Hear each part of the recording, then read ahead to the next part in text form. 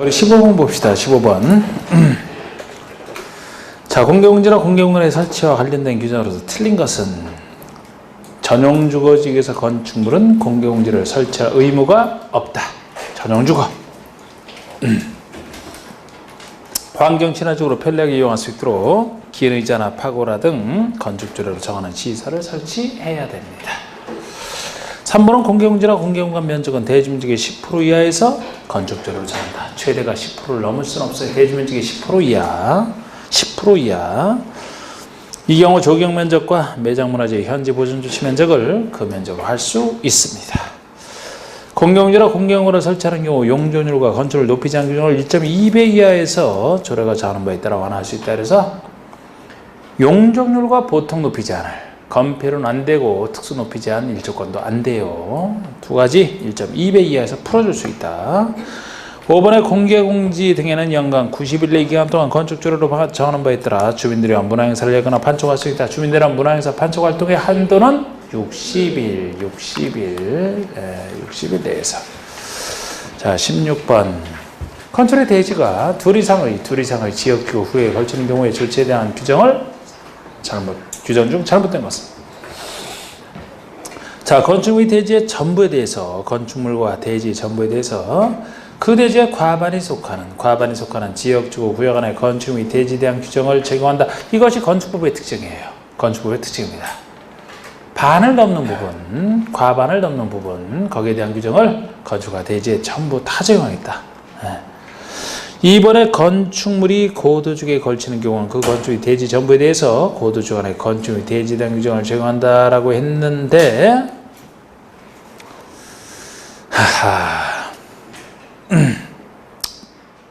건축물이 고도주기에 걸쳐 있다. 그 건축물 대지 전부에 대해서 고도연의 건축의 대지에 대한 규정을 적용한다. 이게 왜 여기에 있는 것이죠? 이 고도지에 대한 규정 자체가 건축법에 없는데, 실수네, 실수. 일단 3번 보세요. 하나의 건축물이 방화지구와 그 밖에 걸쳐 있을 때는 건축물과 대지 전부에 대해서 방화지구 안의 건축 및 대지에 대한 규정을 적용한다. 자, 우리 방화지구에 대한 규정은 있습니다. 방화지구에 대한 규정은 있는데 이 내용은 틀렸죠, 그죠? 뭐가 들어가세요? 대지가 들어가서 건축물 전부에 대해서만 방화지구 안에 건축물에 대한 규정을 적용하지 땅은 불에 안 타기 때문에 이 내용은 대지에 적용 안 된다는 것은 국계법이나 여기나 똑같습니다. 국계법이나 여기나 똑같고요. 그래서 이거는 틀렸습니다. 4번에 해당 건축이 방화지구와 그 밖의 경계가 방화벽으로 구역이 되다. 그럼 방화벽 밖에, 그 밖의 구역에 대해서는 적용하지 않는다. 이건 좋고요. 5번에 대지가 녹지지역과 그 밖의 지역에 걸쳐 있다면 각 지역지구 구역 안에 건축이 대지에 대한 이 법의 규정을 적용한다니까 녹지와 그렇지 않은 곳에 있으면은 과반을 차지하는 게 있을지라도 각각 적용되는 건 맞습니다. 그래서 조금 틀린 것은 뭐 확실히 3번이 틀렸는데 2번도 요 규정이 고도주기란 규정이 국계법에는 있어요. 국계법은 있는데 건축은 이 규정 자체가 없습니다. 이 규정 자체가 없어요. 그래서 이걸 빼버려야 되는데 2번은 그냥 삭제하세요. 삭제. 예. 제가 이걸 내면서 실수네, 실수. 보니까 삭제.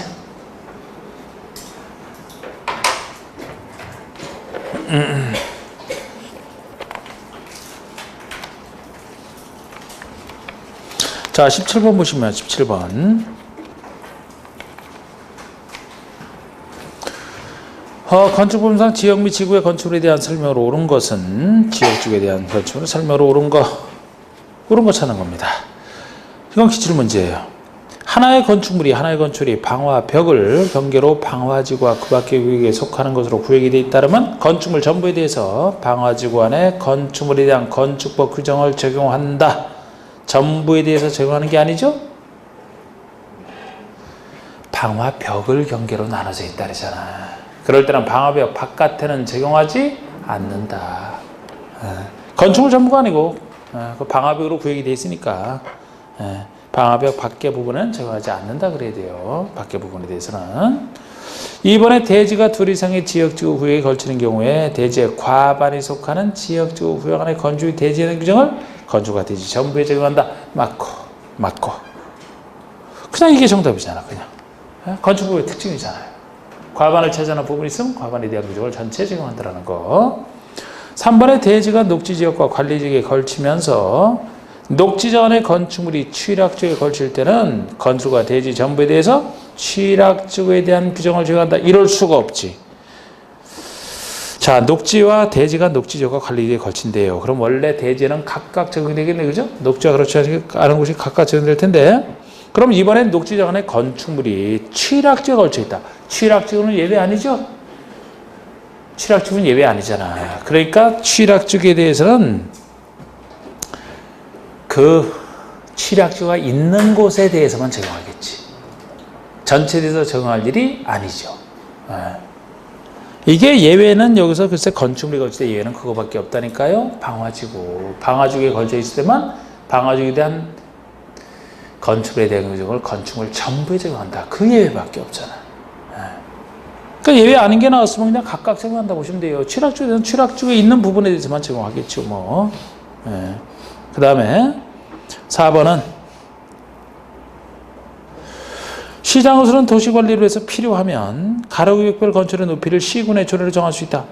가로구역별 높이 제한이라면 허가권자가 가로구역별 높이를 정할 수 있다 그랬죠? 허가권자가. 근데 허가권자 중에서도 누구는 특별시장, 광역시장만큼은 워낙 그곳에 가로구역이 워낙 많다 보니까 조례에 맡길 수 있다 했잖아. 조례. 그럼 지금 여기처럼 시장우수라면 보통의 시장우수라면 조례로 정할 수 있는 게 아니에요. 본인이 직접 통제해야지. 조례에 맡길 수 있는 경우는 특별시 광역시장만이라니까. 그래서 틀렸고. 5번에 상업지역에서 건축을 건축하는 경우에 일조 확보를 위해서 건축을 인접대지 경계선으로부터 1.5m 이상을 띄워야 된다. 상업지역의 건축물 건축할 때 보통의 건축물은 지금 일조권 확보란 높이지 않은 일조권은 주거생활과만 관련되어 있기 때문에 어디에서 지을 때요? 주거지역 중에서도 전용주거와 일반주거에서 지을 때잖아요. 준주거면에도 적용이 안 된다 그랬잖아요. 그 대신 공동주택이라면 예외 인정하는데 공동주택이라면 중심과 일반 상업지역을 제외한 지역에서 적용받는다. 그러니까 여기는 지금 일반 공동주택이 아니잖아요. 그럼 상업지역에서 지을 때 자체가 아예 이렇게 일주권하면 높이 제한을 적용을 아예 안 받는 겁니다. 그래서 옳은 것은 2번만 옳은 거예요. 18번의 건축물의 높이 제한에 대한 설명으로 옳은 거, 높이 제한에 대한 설명으로 옳은 거 찾는 겁니다. 허가권자는 가로구역 단위로 건축의 높이를 지정공고할 수 없다. 지정공고할 수 있다. 할 수 있다. 가로구역별로. 이번에 허가권자는 같은 가로구역 안에서의 건축의 높이를 다르게 정할 수 없다. 같은 가로구역에서도 다르게 정할 수 있다. 건축물을 다르게 정할 수 있다. 세 번째, 특별시장이나 광역시장은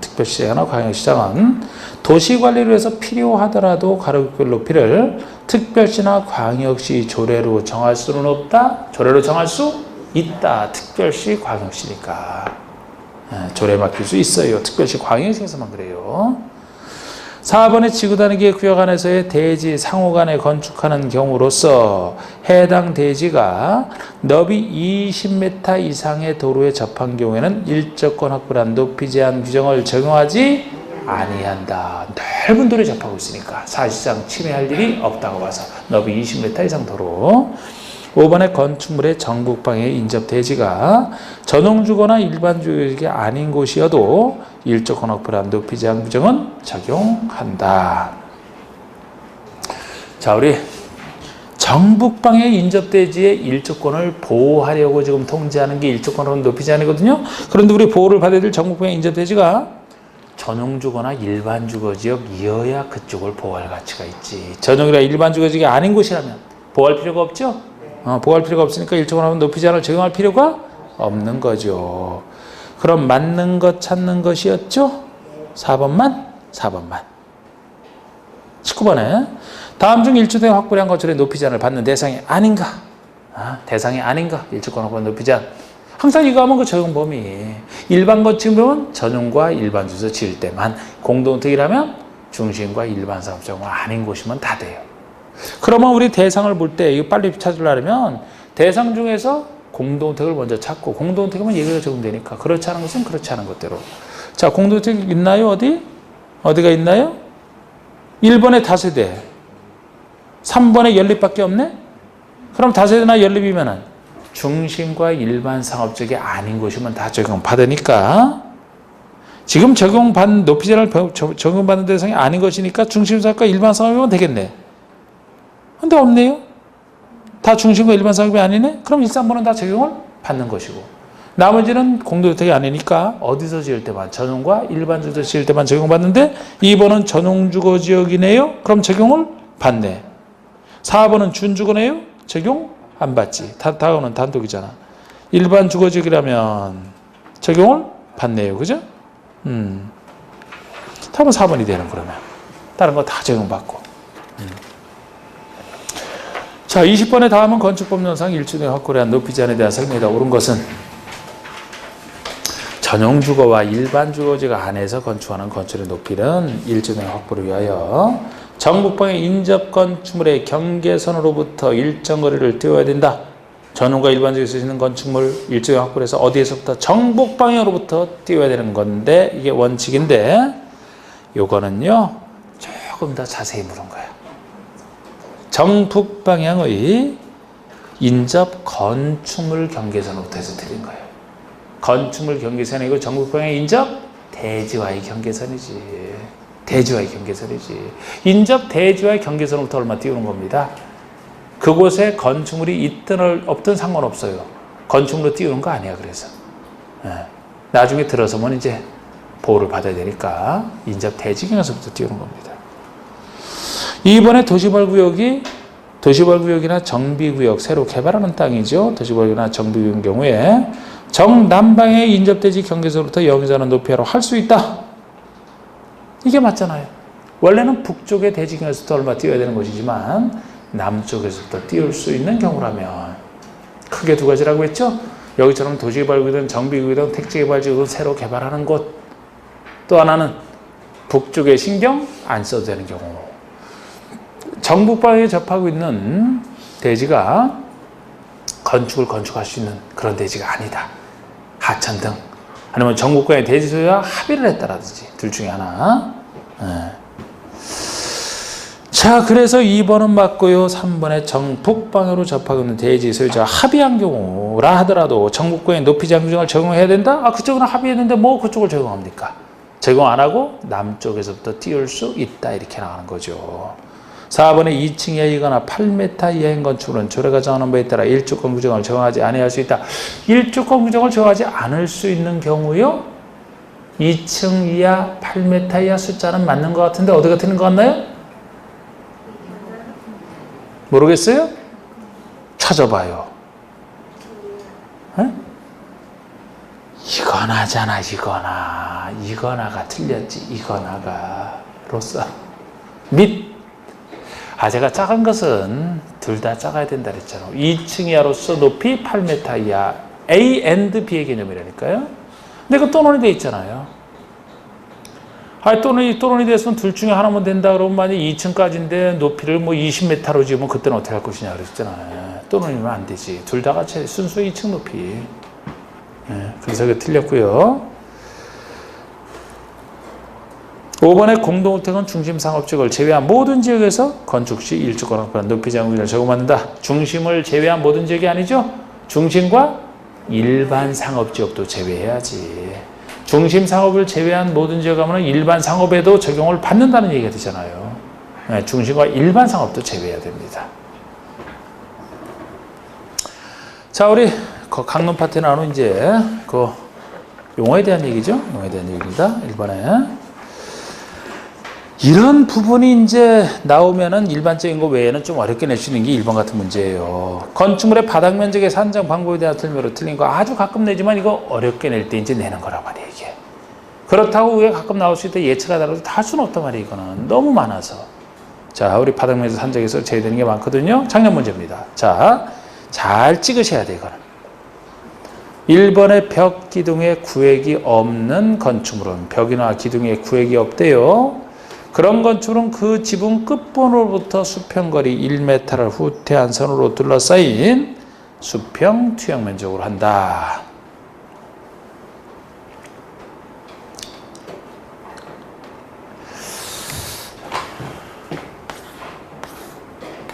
벽 기둥에 구획이 없다. 뭐 벽이나 기둥에 구획이 없는데요. 뭐 이런 식으로 그냥 뭐 기둥 한 두 개 세워놓고 이렇게 돼 있다면은 바닥 면적 계산할 때 한 개씩 바닥 면적 계산할 때 지붕 끝부분으로부터 1m 정도를 봐줘. 1m 정도. 지붕 끝부분으로부터 1m 정도 후퇴한 선으로 둘러싼 수평투영으로 한다라는 얘기가 있어요. 이번에 승강기 탑은 바닥 면적에 산입하지 않는다. 우리 그 바닥 면적 산정이 바닥 면적이 각 층마다 계산하는, 각 층에 일부 있으면 일부마다 계산하는 기본적인 면적인데, 거기서 일정한 부분은 그 건축의 유지 관리에 도움이 되는 부분은 바닥 면적 산정에서 제외되는 것이 있어요. 여러 가지. 그냥 느낌 잡을 수밖에 없어요. 그래서 승강기 탑이면은 승강기를 설치한 데는 승강기 탑이 반드시 있어야 되거든요. 승강기 탑이 승강기 끌어올리는 거야. 끌어올리는 탑이 있어요. 바닥 면적에 산입하지 않는 것에 들어갑니다. 피로티 부분은 공도서의 경우는 바닥 면적에 산입한다. 아니라고 어떻게 바로 알았어요? 피로티 부분이 바닥 면적에 산입하지 않는다. 글쎄 내가 여러분들이 그걸 알았다 해서 내가 또 깜짝 놀라서 그러는 거예요. 지금 이거 어떻게 바로 알았나 해서. 한번 찍어봐라 하면서 생각을 해야 될 점이었는데, 오.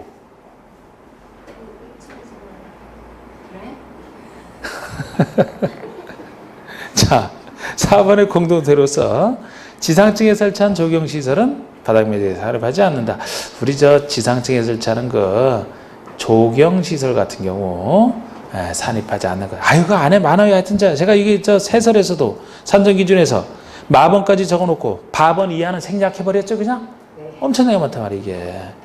그 전에 나왔던 것 중에 하나가 5번 같은 경우도 지문으로 한번 나온 적은 있어요. 건축의 노대의 바닥은 난간 등의 설치와 관계없이 노대의 면적에서 노대가 접한 가장 긴 외벽의 접한 길이의 1.5m를 곱한 값을 뺀 면적을 바닥 면적에 산입한다. 지금은 맞게 되어 있는데 이거를 틀린 지문으로 구전해낸 적은 있어요.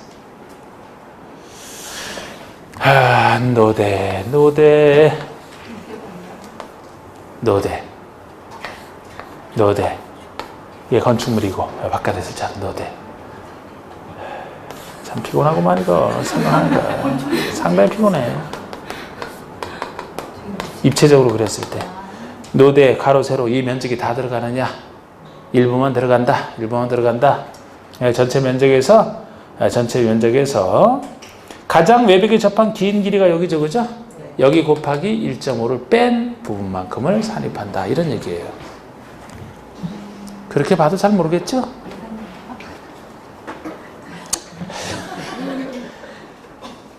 그냥 알아서 하시, 알아서. 근데 여기서 이 문제랑 상관없이 제가 가번과 라번에 좀 그래도 밑줄을 하나 거는 게, 우리 가번 같은 거 아까 그거거든요. 숫자 중에서.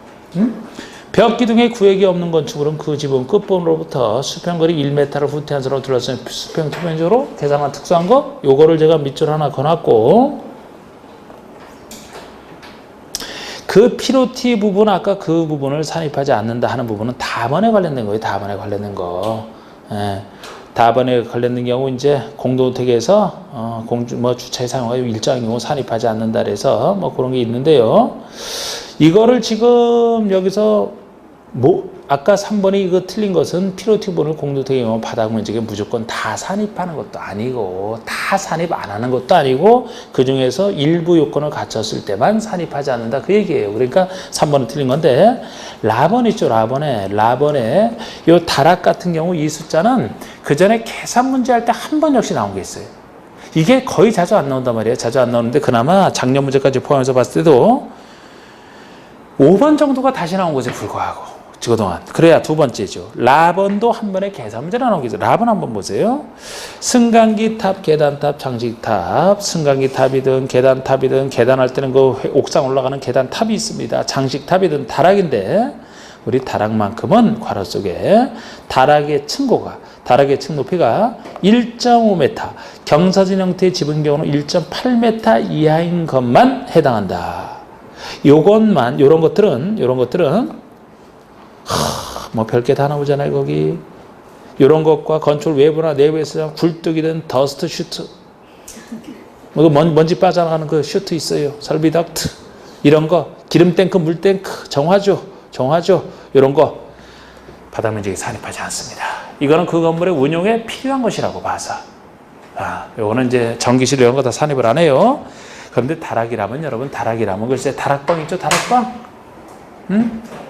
다락방 가봤어요? 일반 건물 말고 그 위에 좀 더 간단하게 설치하는 게 다락방. 다락방은 1.5m 이하, 높이를 따져요. 다락방이 1.5m 이하라면 요거 허리 제대로 펴지도 못해요. 그죠? 그 정도 높이가 작다라면 바닥 면적에서 아예 빼버리겠다는 거예요. 혹시 경사진 형태 다방이다. 다방이래. 경사진 형태의 다락이라면, 평평한데 경사진 지붕 형태라면은 1.8m 이하까지는. 최고 높이가 1.8m 이하. 그거는 너무 작으니까 빼주겠다는 얘기예요.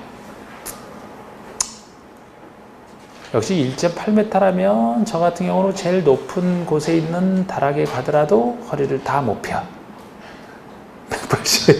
1.8m 이하라면 보통은 1.5m 이하, 경사진 형태라면 높은 걸로 하니까 1.8m 이하 빼줍니다. 그 정도 숫자 정도는 한번 보실람 보시고, 이거 나왔을 때 그냥 과감히 안 볼람 안 보고. 자, 우리 2번 보세요. 2번 보세요.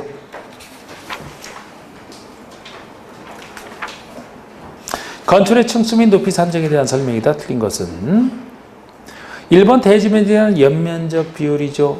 대지면적이란 연면적 비율이 용적률이잖아요. 용적률의 최대 한도는 국회법 기준에 의한다. 국회법 원칙이라 그 기준에 따르는 게 원칙입니다. 단 이 건축에서 따로 정한 경우는 그에 따른다 그랬죠, 그죠?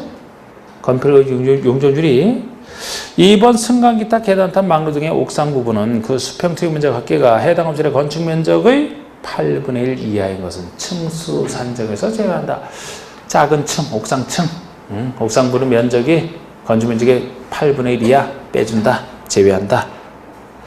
3번의 층의 구분이 불명확해요. 명확하지 않습니다. 그러면 높이 3m마다 하나의 층으로 산정하는 게 아니고 4m마다 이거 틀렸고, 4번의 건축의 부분에 따라 층수를 달리하는 경우는 그중 가장 많은 층수로 계산한다. 부분에 따라 층수가 다른 많은 층수.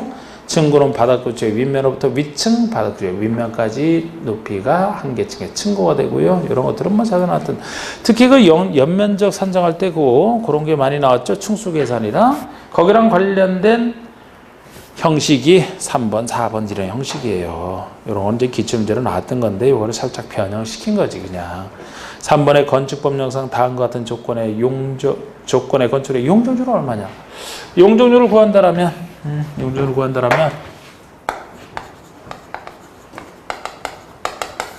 대지면적에 대한 분모, 대지면적분에서 연면적이 차지하는 비율이고, 연면적은 각 층의 바닥면적 합치기 연면적이죠.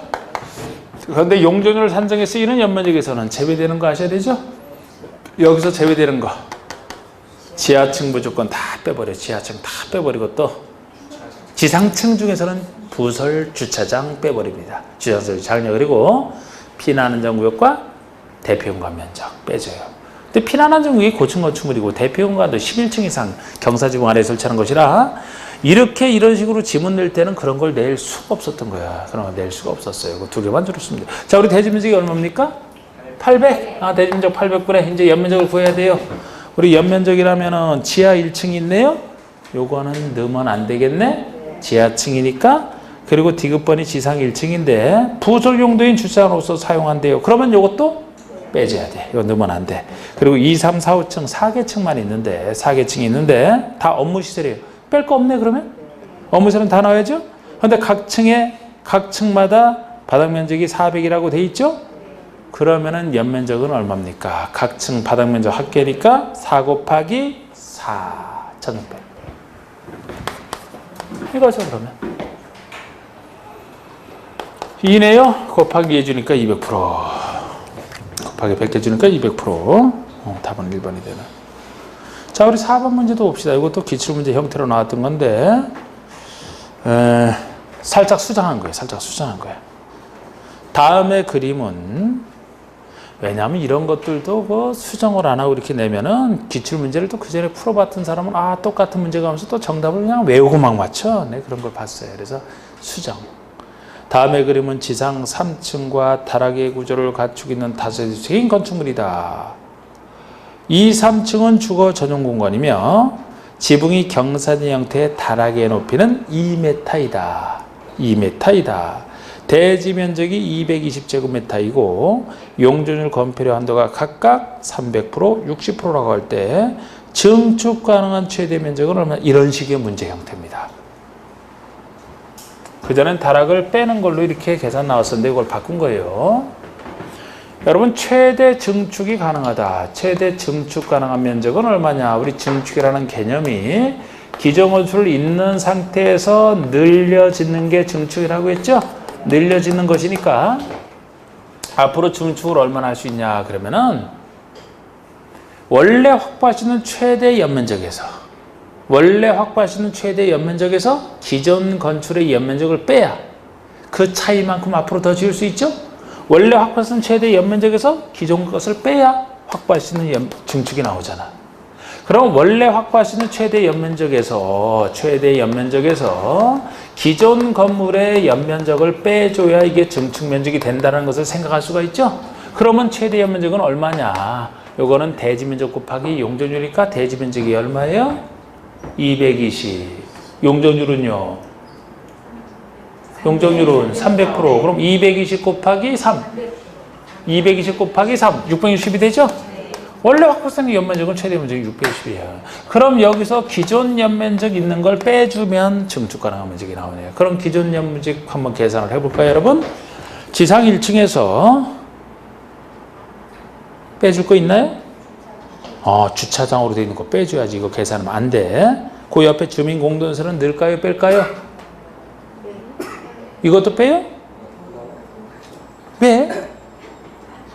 아니, 연면적 계산에서 제가 빼주는 건 뭐라 그랬어요? 지금 용적률 계산 쓰는 연면적에서 지하층 무조건 빼주고, 지상층에서 주차장 빼주고, 그 다음에 고층 건축으로는 피난안전구역, 대피공간. 피난안전구역, 대피공간 없네? 그런데 왜 빼줘요, 주민공동시설을? 안 빼줘요, 이거? 빼주면 안 돼? 넣어야 돼요. 2층은 넣어줍니까? 넣어줘야지. 주거 전용 공간이잖아. 3층도 넣어줘야지. 다락 넣어줄까요? 뺄까요? 다락의 높이는 아까 2m래. 넣어줘야지. 그러면 경사진 형태잖아. 그럼 1.8m 이해할 때 빼주는 거죠? 빼줄 게 아니지 이것도? 그러면 지금 주차장 80만 빼놓고 나머지 다 넣어야 돼요. 기존 면적에. 그러면은 420 아닙니까? 420이잖아. 기준 연면적이. 그러면 앞으로 이 건축주는 현재 여기다가 140제곱미터 정도만 증축이 최대 가능하네.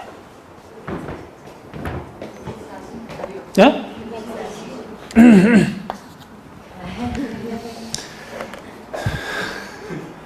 아니, 왜 이렇게 해놓고 왜 140이라래? 진짜 참. 뺄셈을 못해서 틀리면 참 억울하지.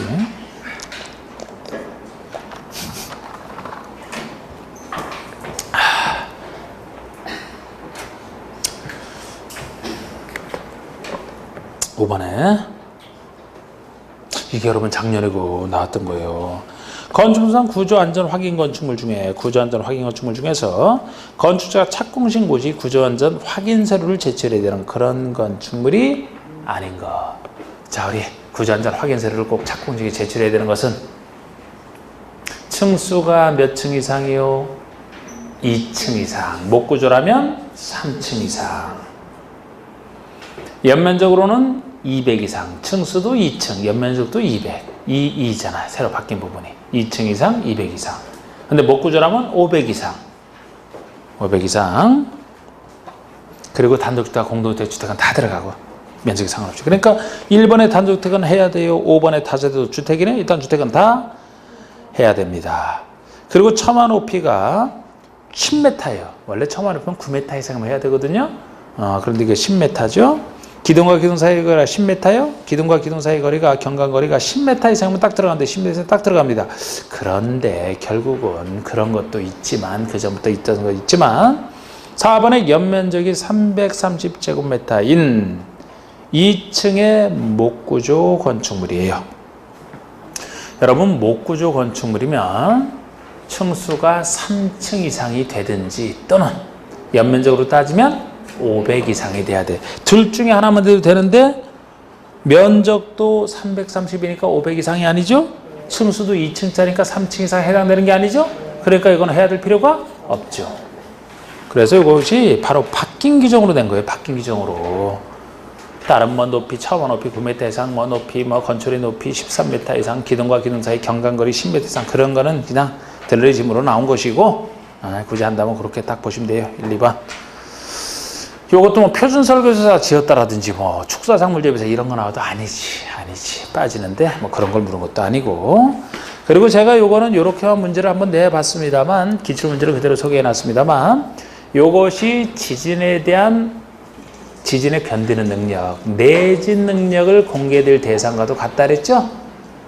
내진 능력을 공개해야 될 대상과도 일치합니다. 6번의 승강기 설치에 대한 설명이다. 틀린 거 승강기 설치. 건축조는 6층 이상으로서 연면적 2,000 이상, 6층부터 2,000 이상 승강기를 설치해야 된다. 보통 승강기 얘기입니다, 이게. 근데 이번에 층수가 6층인 건축물로서 각종 거실 바닥 면적 300 이내보다 한 계단 직통 계단이 설치된 경우는 승강기 설치 의무가 없다. 6층에 대해서만 인정하는 예외예요. 계단이 잘 설치가 되어 있으면 안 해도 된다. 6층까지만. 높이 31m를 초과하는 건축으로는 승강기 외에 비상용 승강기 추가. 비상용 승강기.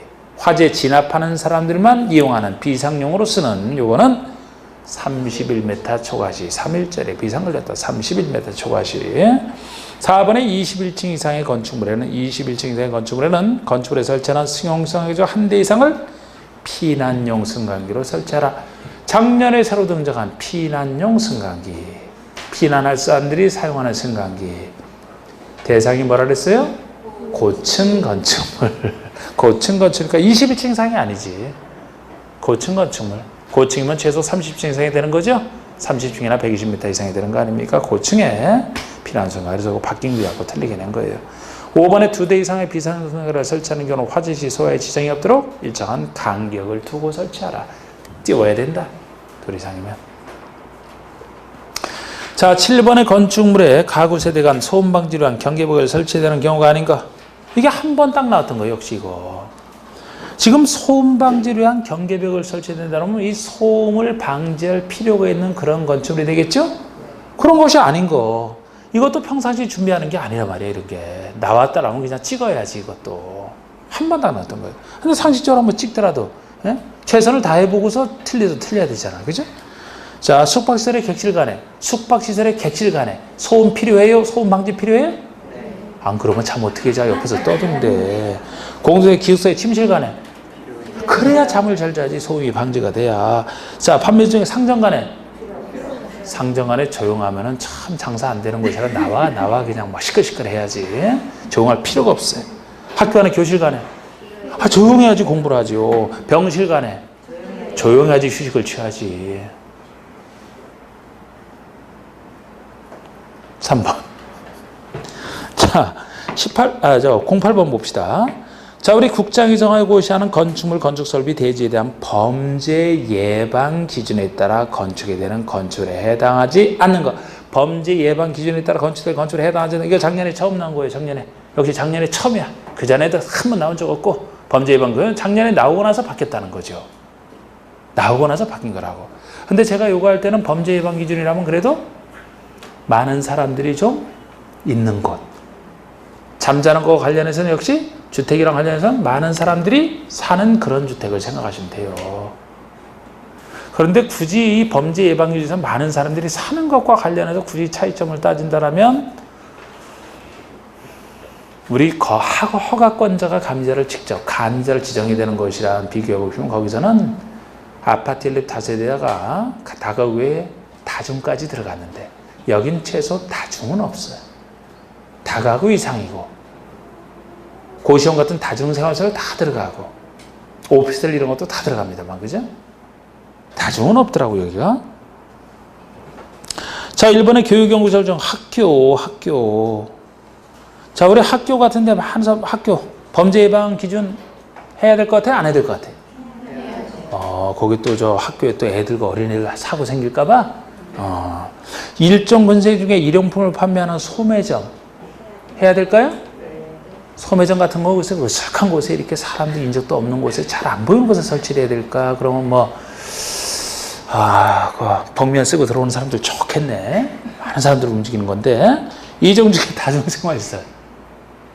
고시원, 숙박시설 중 다중생활 있어요. 다 들어가요.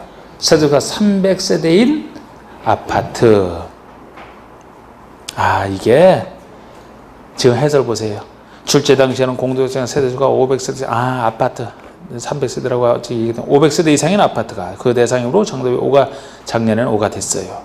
그러나 마지막 날에 개정이 돼서 다가구 아파트 연립 다세대까지 아파트 연립 다세대 다가구까지 세대수와 관계없이 지금은 대상이 다 됩니다. 그래서 지금은 정답이 없어요. 아파트라면 세대에서 상관없이 다 들어가다. 다중은 아니에요. 다중 아니다라는 것 정도. 자, 우리 5번에 넘겨보시면은 특별 건축에 대한 것은 1, 2번 다 뺍니다. 1, 2번 다 빼고 3번에 자, 3번에 건축협정에 대한 설명으로서 옳지 않은 거 건축협정.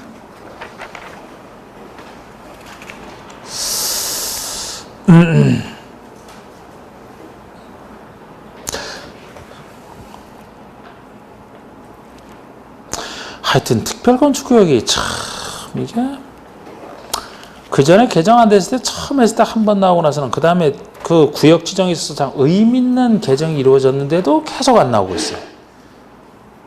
참 그래갖고 참 이거를 제가 유학생도 그전 지나왔는데 다 맞추면 뭐해 그냥 지나갑시다. 3번에 1번 같은 거 해설할까 말까 고민이야. 건축협정에 대한 설명서 옳지 않은 거 건축협정. 건축협정을 체결하려면 토지랑 건축의 소유자, 지상권자 등 전원 합의가 있어야 된다. 여러 사람이 체결하는 건축협정, 두 사람 사이에 체결하는 결합건축. 둘의 기본적 차이가 뭐예요? 건축협정이면 체결할 때 전원 합의로, 폐지할 때는 과반수 찬성으로. 그러나 결합건축이면 체결할 때도 폐지할 때도 다 전원합의. 두 사람 간의 문제라 전원합의 둘 다. 1번 건축협정을 체결하려 이거 읽었죠. 전원합의. 2번에 지구단위기의 구역 또는 주거환경 개선 사업을 위한 정비구역에서 건축협정을 체결할 수 있다. 여러 가지 개발할 땅 중에 체결할 수 있는 부분을 정해놓은 건데 이걸 외울 필요는 없어요. 개발할 땅 중에 하나다. 3번에 건축협정을 폐지할 때는 체결자 과반수 동의. 그렇습니다. 폐지할 때는 전원이 아니에요. 과반수 동의. 이거는 1번과 구별해 두시고 과반수 동의를 받아 협정 인가권자 인가까지 받아야 폐지가 됩니다. 4번에 다만 건축협정에 따른 특례를 이미 적용하여 착공신고까지 했다. 착공신고를 했다라면 그 이후에는 바로 폐지는 안 되고 착공신고로부터 20년이 경과한 후에 협정의 폐지인가를 신청할 수 있게 해놨어요. 착공식으로 이미 했다면 20년이 지나야지만 폐지할 수 있다 보시면 됩니다. 5번의 건축협정구역에서는 건축물의 건폐율 및 용적률 규정 등을 개별 건축마다 적용하지 않고 협정구역의 전부를 비롯해서 통합하여 적용할 수 있다. 자, 우리 통합 적용하는 게 건축협정에 대한 특례 중에 하나인데 여기는 뭐가 들어가서? 용적률. 건폐율 통합이요, 대제도로 관계, 조경이라든지 공개공지는 아니지. 주차장이라든지 이런 것들을 통합할 수 있지 용적률은 빠집니다. 용적률은 결합건축에서만 다루는 거. 결합건축에서 결합이 바로 용적률 결합만 얘기하는 거예요. 그래서 그게 들어가서 틀렸습니다. 6번에 건축협정에 대한 설명으로 틀린 거. 건축협정에 대한 기출문제. 건축물의 소유자 등은 과반수 동의로 건축물의 리모델링이나 건축협정을 체결할 수 있다. 자, 우리 건축협정을 체결하려면 리모델링이든 체결할 때는 다 전원합의. 틀렸어요. 그래서 이게 틀린 거예요. 정답이 바로 기출문제도 쉽잖아요. 체결자나 건축협정 운영의 대표자는 협정서를 작성하여 인가권자 인가를 받아야 된다. 3번 건축협정 인가권자가 건축협정을 인가했을 때는 지자체 공부의 그 내용을 공부하라. 당연히 알려줄 텐데 그래서 이런 걸 어떻게 정답으로 내겠어요. 당연히 정답할 가치가 있는 것들을 정답으로 내지. 4번의 건축협정 체결 대상 토지가 둘 이상의 시군구에 걸치는 경우 협정 체결 대상 토지 면적의 과반이 속하는 인가권자의 인가를 신청할 수 있다. 둘 이상의 시군구에 걸쳐 있다라면은 누구에게 인가를 신청할 것이냐. 면적 반이 넘는 곳에 신청할 수 있다. 그런데 이것도 이게 글쎄 중요 지문이겠냐고요. 제가 항상 기출문제일수록 보시면 낯선 지문들은 정답이 아니다. 낯선 지문 나오면 그냥 환영하고 정답 빼고 다른 거에서 찾아보시면 돼요. 5번에 협정 체결자 건축협정 운영의 대표자는 건축협정을 폐지할 때죠. 폐지할 때는 체결자 과반수 동의 그리고 인가 맞잖아요. 1번이 틀리고 4번은 맞습니다. 5번에 결합건축에 대한 설명이 틀린 거. 결합건축 대지 간의 최단 거리가 100m 이내의 범위에서 0으로 저는 범위 있는 두 개 대지의 건축주가 서로 합인 경우 결합건축. 너무 멀리 떨어져 있으면 안 돼요. 대지 간의 최단 거리가 100m 이내 두 사람이 합의한 경우 2번 건필과 용조주를 개별 대지마다 적용하지 않고 두 개 대지를 대상으로 통합 적용하고 건축물을 건축하는 거. 요거는 역시 건필이 이번엔 들어가서 틀렸지. 아까 건축협정에서는 용적률이 들어가서 틀렸고 결합건축에서는 여긴 건필이 들어가서 틀렸죠. 용적률만 두 땅 대상으로 통합 적용한다니까요. 3번에 두 개 대지를 소유한 자가 한 명이다. 그러면 그 소유자는 결합건축을 바로 할 수 있죠. 합의된 효과가 생기니까. 4번에 건축협정 체결 유지기간은 최소 30년. 이거 최소 30년이에요. 아까 건축협정에 대해서는 20년. 이게 좀 더 길죠? 이게 30년 최소. 5번에 결합건축협정서를 폐지하려면 체결자 전원동의하여. 여기는 폐지할 때도 전원동의라고요. 폐지할 때도 전원동의야. 1번, 5번 구별해 보시고 그 대신 간단하게 신고하면 됩니다. 전원동의. 6번에 이행강제금에 대한 설명이다. 옳은 거. 이행강제금. 자, 옳은 거 찾는 거예요. 이행강제금은 형법의 성격을 가진 것이 아니므로 시정이 이행될 때까지 반복하여 부가징수 할 수 있다. 형벌의 종류가 아닙니다. 이행강제금은. 단지 행정명령의 이행을 강제해서 반복적으로 부가징수하는 거예요. 형벌이라면 반복하여 부과할 수 없죠. 일사부재리 원칙에 어긋나니까. 그래서 이거는 형벌이 아닙니다. 자, 이번에 위반 건축물의 건축주 등에게 미리 이미 징역이나 벌금이 부과됐어요. 그럼 이행강제금을 다시 부과할 수는 없다? 있어요. 왜? 형벌이 아니라니까.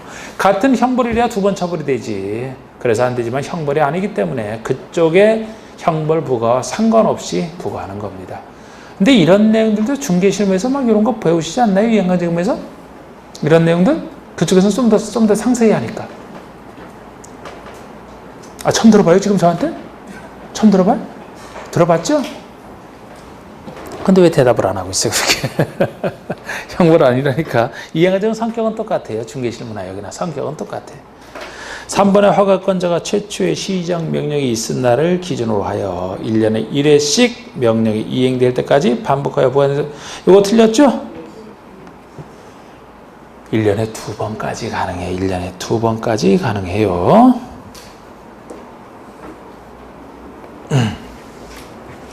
지금 이미 정답은 나왔죠?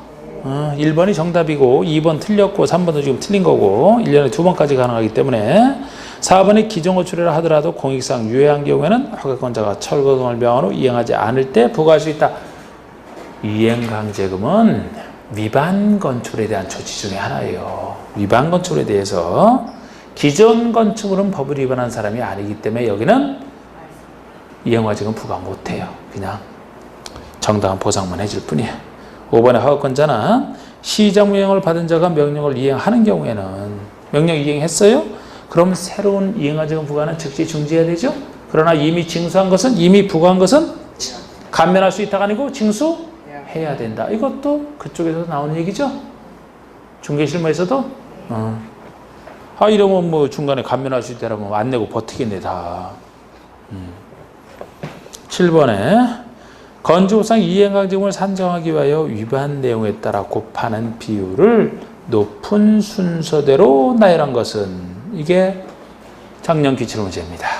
곱하는 비율을 자 용적률 초과에 건축한 경우 건폐율 초과에 건축한 자 용적률 초과에 건축한 경우는 몇 퍼센트를 곱해준나요? 비율을 90 건폐율 초과라면 80 신고 70 허가 100 제일 중대한 위반 허가 그건 무허가 100 그 다음에 중대한 위반이 용적률 초과 90 그 다음에 건폐율 초과가 80 무신고 이게 제일 간단한 것이라 70이 되죠. 100, 90, 80, 70 넷 중에서 그거 그냥 알면 되는 거예요.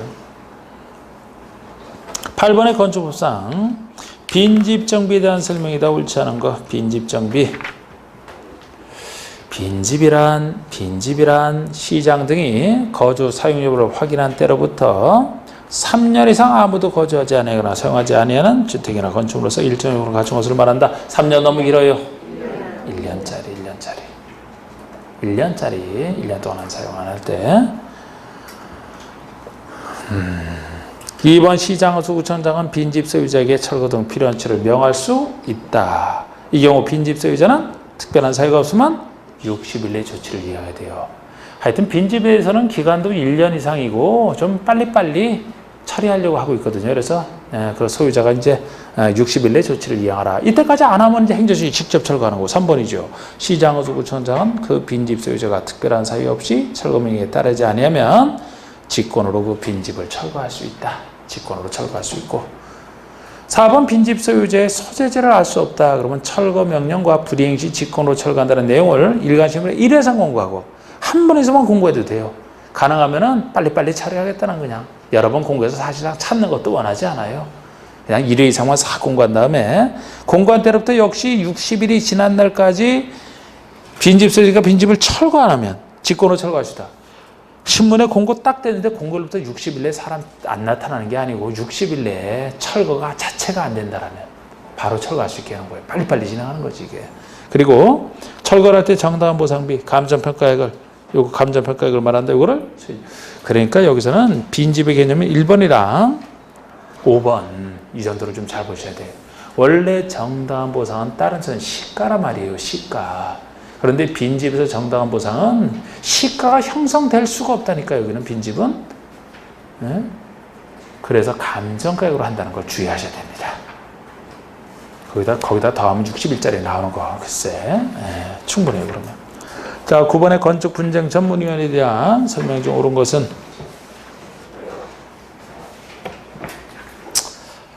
건축분쟁 전문위원회는 시도 및 시군구에 둔다. 국토교통부 중앙에 둡니다. 건축분쟁 전문위원회는 국토교통부에 둬요. 중앙에 국토교통부에. 건축법령의 운영 및 집행에 대한 민원을 심의하기 위해 쏜다. 단순한 민원 심의가 아닙니다. 건축 분쟁을 해결하려고 나온 거예요. 단순한 민원을 심의하기 위해서 하는 것은 건축민원 전문위원회예요. 그건 민원위원회야. 민원위원회는 이건 지방에 두는 겁니다. 여긴 건축분쟁 전문위원회는 민원 심의가 아니에요. 분쟁의 조정 지정으로 해서 하는 거죠. 3번의 건축분쟁 전문위원회는 당사자의 조정 신청을 받을 때는 60일 내에 재정 신청을 받을 때는 120일 내 처리기한입니다. 조정이 좀 더 재정보다는 쉬운 거라고 했죠. 재정은 좀 더 강제적 해결시대나 좀 더 어려운 것이고 그래서 60일, 120일 딱 2배 차이가 나는 거 맞습니다. 4번의 분쟁조정이란 감정진단, 시험 등에 소요되는 비용이요. 비용은 위원회에서 정한다. 위원회에서 정하는 게 아니고 당사자는 낼 사람들이 합의로 정하는 거예요. 합의로 정하고 합의가 안 될 때 위원회에서 정해주는 겁니다. 항상 합의가 최우선이에요. 비용은. 5번의 인근 주민 간의 분쟁은 주민끼리의 분쟁은 조정 대상이 아니라 다 돼요. 민간 분쟁은 다 돼. 인근 주민끼리, 건축 관계자, 주민끼리, 관계자끼리, 전문 기술자끼리 서로 간에 다. 단지 이제 민간 당사자가 아니고 허가 신청자 허가권자는 아닌 거죠. 그건 틀렸고 10번에 건축분쟁 전문위에서 맡고 있는 건축분쟁의 조정과 재정을 비교한 것이다. 옳지 않은 거. 조정이나 재정 신청은 해당 사건에 당사자 1인 이상이 할 수 있다. 조정은 혼자 신청해도 돼요. 재정은 합의로만 신청하게 돼서 더 까다롭습니다. 재정이 더 까다로워요. 합의로만 신청해야 돼. 그래서 틀렸습니다. 1번의 조정과 재정에 있어서 서류기한이 다르다. 60일, 120일 다르죠. 조정은 3인 이외로 구성되는 조정위원회에서, 재정은 5인 이외로 구성되는 재정위원회에서, 재정위원회가 좀 더 그렇죠.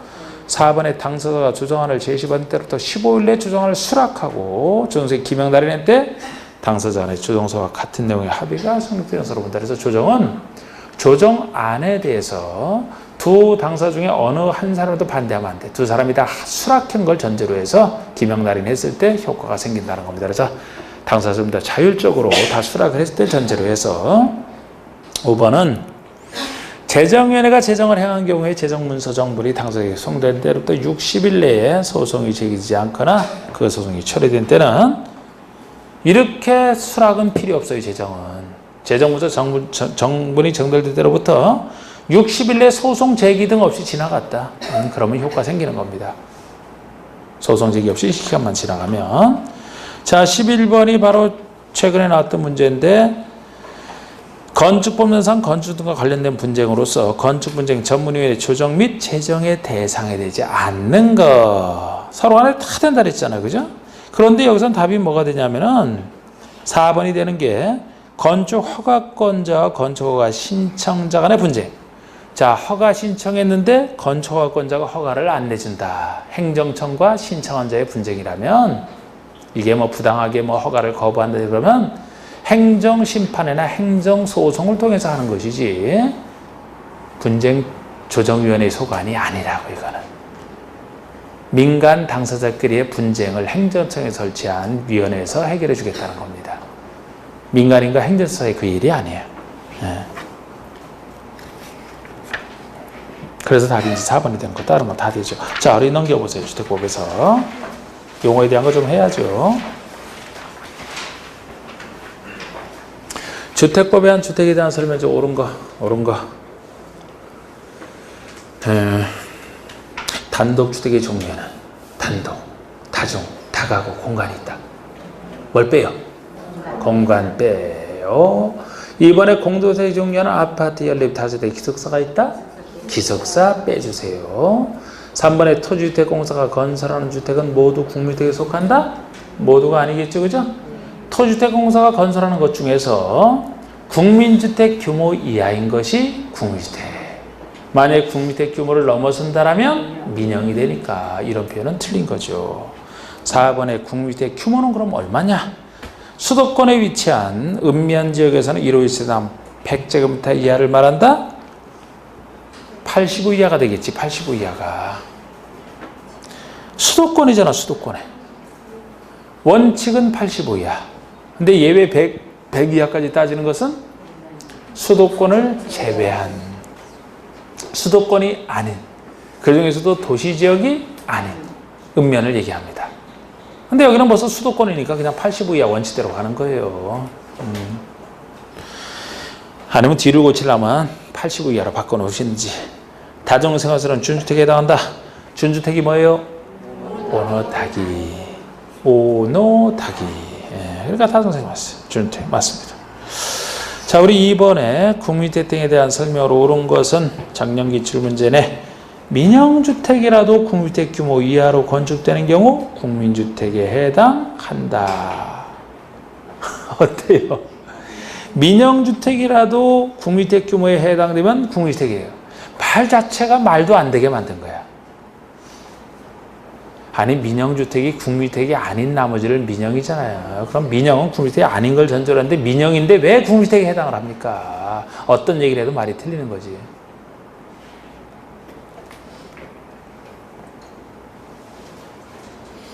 남자가 아닌 걸 여자라고 하는데 이 얘기는 여자를 가지고 여자가 일정 근육이 되고 그럼 남자에 해당한다 그런 얘기예요. 말이 안 되는 얘기지. 어떤 말을 해도 말이.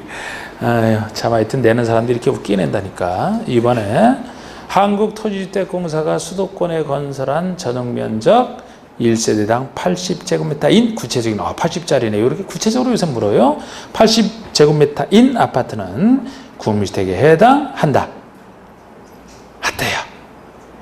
토지주택공사가 수도권에 건설했대요. 그런데 80제곱미터인 아파트예요. 국민주택에 해당한대요. 딱이지.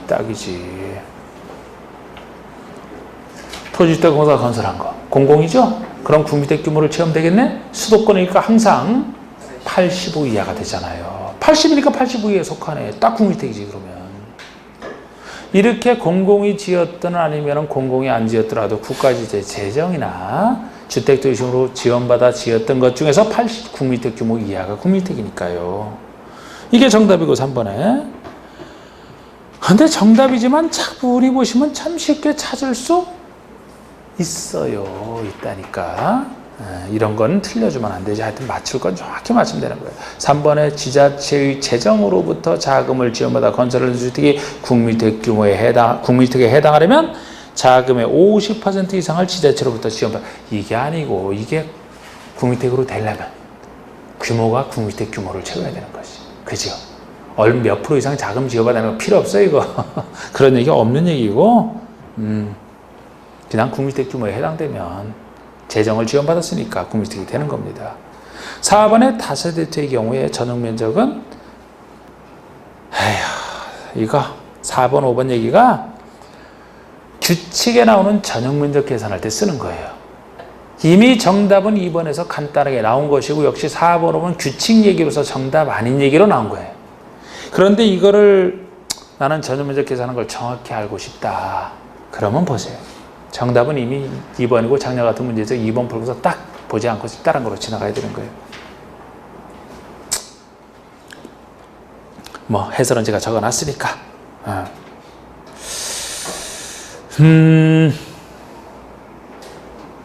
3번 문제.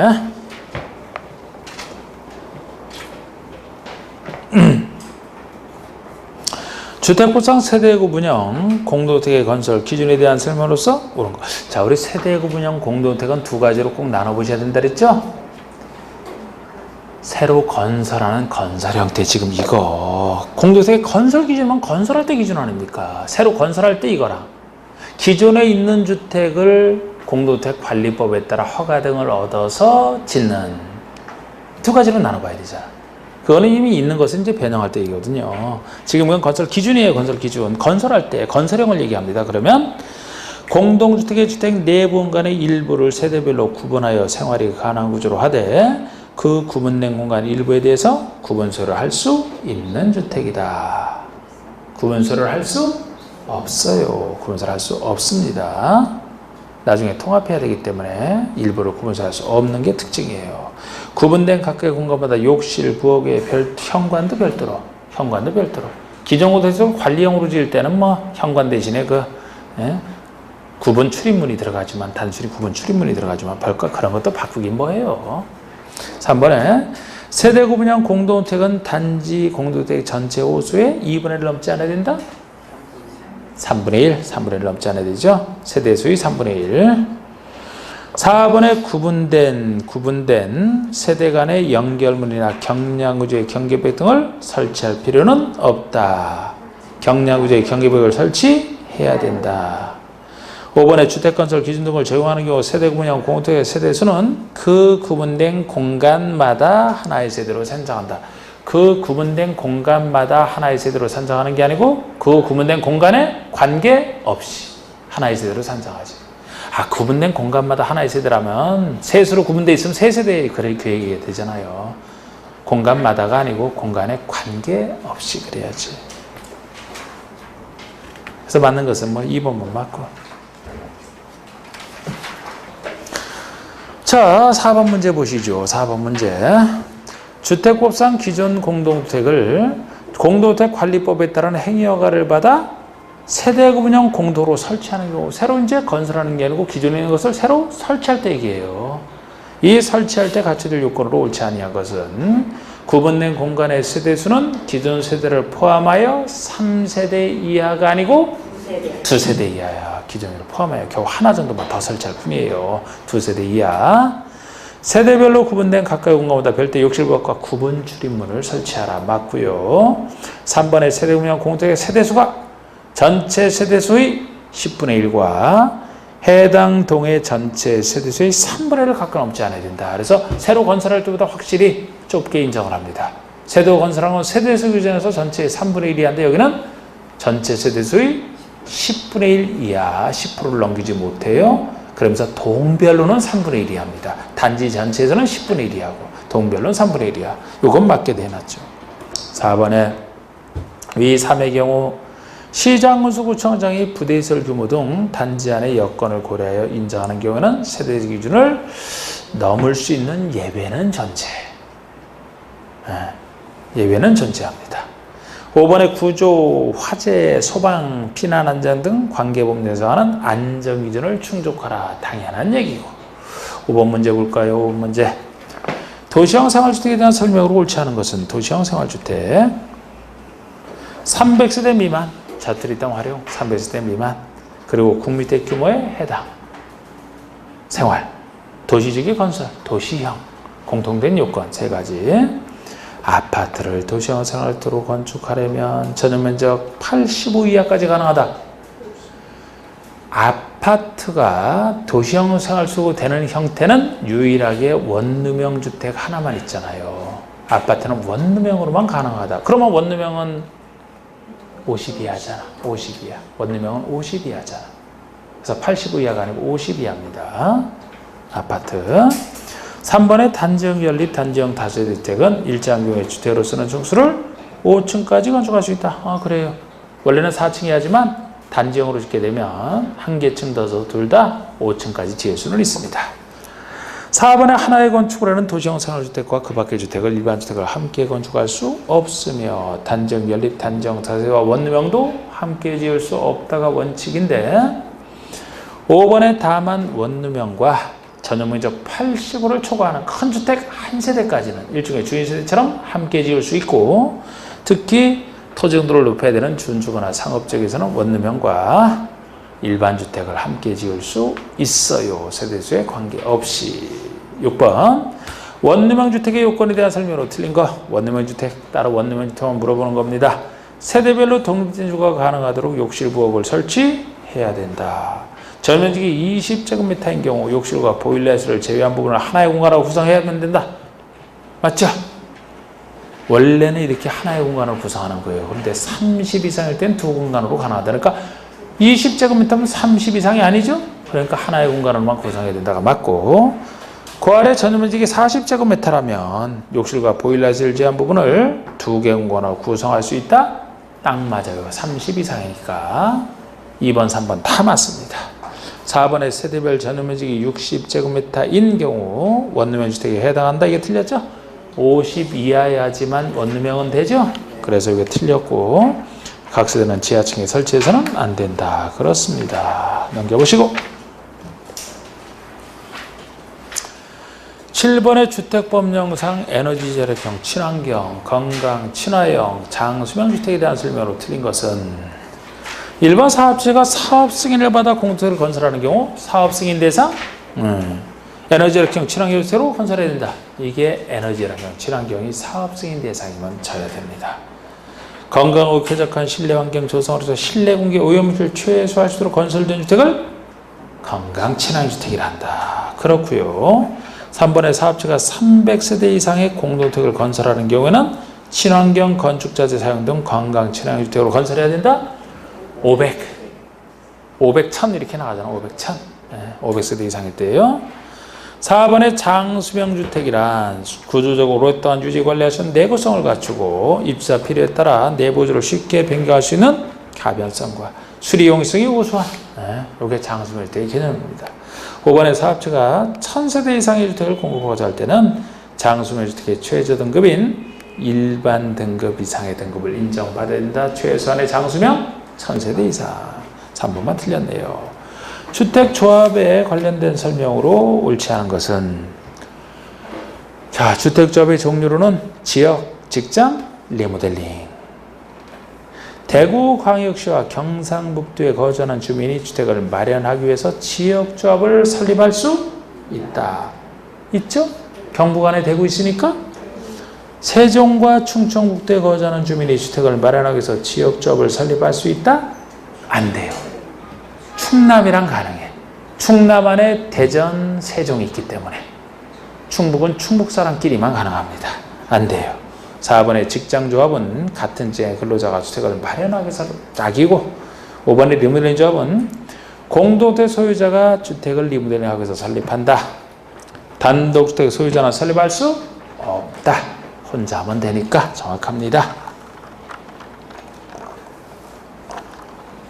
9번 주택법령상 다음 시설로 분리된 토지는 각각 별개의 단지로 본다. 그 시설에 해당하지 않는 것. 별개의 단지로 보는. 철도로 분리되어 있어요. 별개의 단지로 봐야만 되죠? 자동차 전도로 분리되어 있어요. 아이고 봐야 돼. 폭이 10m의 도시계획 예정도로. 자, 도시계획 예정도로라면은 8m 이상인 예정도로로 분리되어 있는 걸 별개의 단지로 보는 게 특이하다 그랬죠? 너무 작아서 특이하잖아. 10m면 거의 이상에 딱 속하네. 맞아요. 그러면 폭이 16m 일반도로. 이게 답이죠. 일반도로라면 폭이 몇 m 이상인 도로로 분리되어 있을 때 20m 이상이 이게 보통이죠. 3번이 특이한 거지. 어쨌든 이거 20m 이상이 되는데 16m짜리니까 이때는 하나의 단지로 전체를 봅니다. 하나의 단지로, 별개 단지로 보는 게 아니고. 5번은 보행 및 자동차 통행이 가능한 도로로서 지방도니까 규모에 상관없이. 자, 10번 주택법에 규정된 용어 설명으로 옳은 것은 공구란 하나의 단지에서 둘 이상으로 구분되는 일단의 구역으로서 착공시험 및 사용검사를 별도로 수행할 수 있는. 네. 단지 안의 도로나 녹지 등을 조성한 6m 이상 폭으로 공간 경계를 설정하되 각 공급의 세대수는 300세대 이상은 돼야죠. 300세대 이상. 300세대 이상.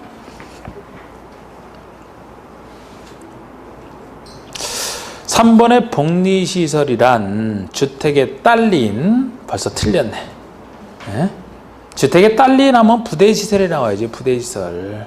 주차장, 관리사무소, 담장, 단지 안의 도로 다 부대시설이에요. 부대시설. 어린 놀이터 또는 경로당은 부대시설. 이게 복리시설이죠. 이게 복리시설이죠. 없어도 되는데 있으면 좀 편한. 5번의 간선시설은 도로, 상하수도 등 단지 안의 기관시설을 단지 밖에 있는 같은 종류의 기관시설에 연결시키는 시설을 말하므로 단지 안의 기관시설은 간선시설이 아니다. 근데 단지 안의 기관시설이 간선이 되는 경우도 있어요. 가스통으로 난방하다. 가스, 통신, 지역 난방시설 세 가지는 단지 안의 것을 포함해서 얘기를 하거든요. 그래서 옳은 것은 1번만 옳았고요. 자, 이제 두 문제 남았는데 11번에 주택협상 용어에 대한 설명으로 옳은 거. 용어에 대한 설명으로 옳은 거. 자, 폭이 10m인 일반도로로 분리된 토지는 각각 별개 단지다. 틀렸죠? 20m 이상 일반도로. 2번에 공구란 하나의 단지에서 둘 이상으로 구분되는 일단의 구역으로서 공급의 세대는 200세대 이상, 300세대 이상. 3번의 세대 구분형 공동택이란 공동택 주택 내 공간의 일부를 세대별로 구분하여 생활이 가능한 구조라 돼. 그 구분된 공간 일부를 구분 소유할 수 있는? 없는 구분 소유할 수 없잖아요. 500세대인 국민주택 규모의 원룸형 주택은 도시형 생활주택에 해당한다. 500세대라서 안 돼. 도시형 생활주택에 원룸형이든 뭐든 도시형 생활주택은 300세대 미만. 그러니까 건설 의무와 관련해서만 500, 1000 이렇게 나가는 게 있고 보통의 그 주택에서는 세대 기준으로 이제 300세대 갖고 조금 크다 작다 보통 써요. 500, 1000은 나중에 나온 얘기잖아. 그래서 우리 자투리 땅 활용이 300세대 미만이고 공구별로 할 때도 최소 공구별로 300세대 이상은 돼야 된다. 이런 얘기를 원래 쓰고 있었어요. 의무와 관련해서 500, 1000이 나온 거지. 자, 5번에 산업입지에 개발하는 법률에 따른 산업단지 개발사업. 산업단지 개발사업은 공공사업 아닙니까? 공공사업이니까 여기서 개발 조성되는 공동주택 건설 용지는 공공택지. 이게 맞고 다른 것들이 다 쉽게 또 틀렸거든요. 이게 최고 문제 중에 하나지만. 12번 세대수 증가형 리모델링에 대한 설명으로서 옳은 거.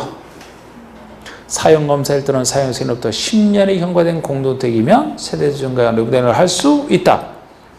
자, 세대수 증가형이면 증축형이죠. 10년이 지나야 할 수 있는 것은 대수선 형태밖에 없지. 제가 증축형이면 일부 증축은 일부만 30이야 뭐 이렇게 따로 생각하시라고 했지. 나머지 다 15랑 관련했잖아. 15년이 최소 지나야 되는 거지. 그러면 두 번째, 각 세대의 전면적 40% 이내에서 증축, 30% 이내에서 증축이에요. 다른 얘기는 30% 이하에서 이게 40%까지 증축이 되려면 전면적 85 미만인 경우라고. 3번의 증축 가능 면적은 전유 부분의 공유 부분을 포함하여 선정한다? 전유 부분만으로 30, 40 따지는 겁니다.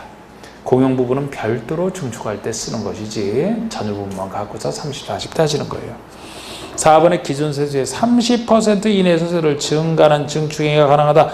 세수 증가는 증축행위. 기존 세대수 기준에서 몇 프로 이내에서? 15% 이내예요. 지금 일부 증축할 때 면적 얘기 아니에요. 이게 지금 세대수를 얼마나 증가하느냐? 15% 이내에서. 5번의 수직 증축형 리모델링은 대상 건축의 기존 층수가 15층, 수직 증축할 때만 위험해서 15층 이상이면은 3계층까지, 14층 이하까지는 2계층까지 가능하다. 이게 맞는 얘기지. 네. 아이고, 자, 수고하셨습니다. 네.